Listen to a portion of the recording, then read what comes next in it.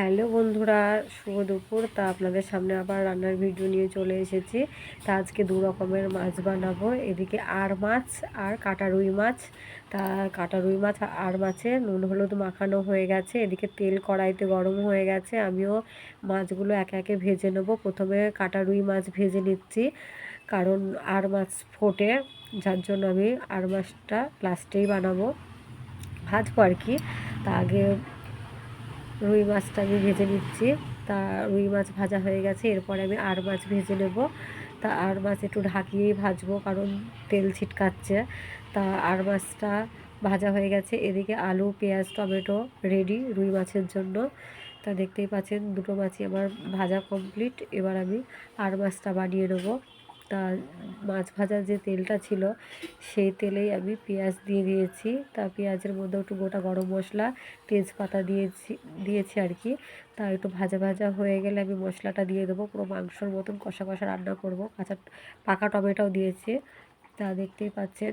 এবার মশলাটা কষিয়ে তেল ছাড়লেই আমি পরিমাণ মতন জল দিয়ে দেবো। তার আগে একটু ভালোভাবে কষিয়ে নিই, যাতে কাঁচা মশলার গ্যাসটা চলে যায়।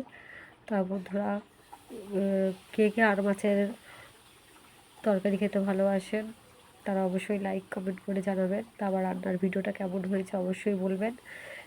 পরিমাণ মতন জল দিয়ে দিয়েছি। দেখতেই পাচ্ছেন তেল ছেড়ে দিয়েছে। এদিকে আমি মাছগুলো একে একে দিয়ে দিয়েছি। খানিকটা মাছটা নেড়ে আমি একটু গুঁড়ো গরম মশলা দিয়ে দেবো।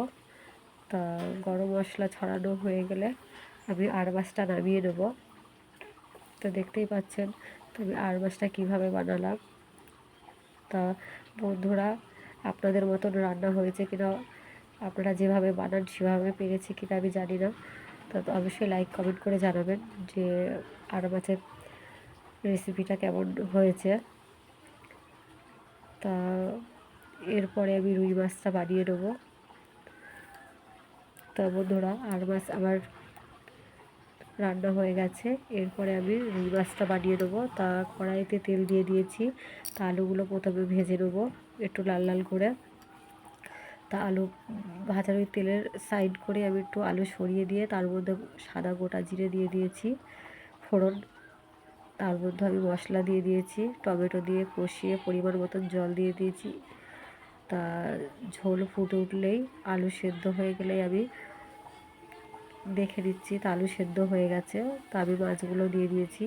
দেখতেই পাচ্ছেন আজ দুপুরের রান্না। বন্ধুরা, কেমন হয়েছে এই ভিডিওটা তারা অবশ্যই লাইক কমেন্ট করে জানাবেন। Bye, tata.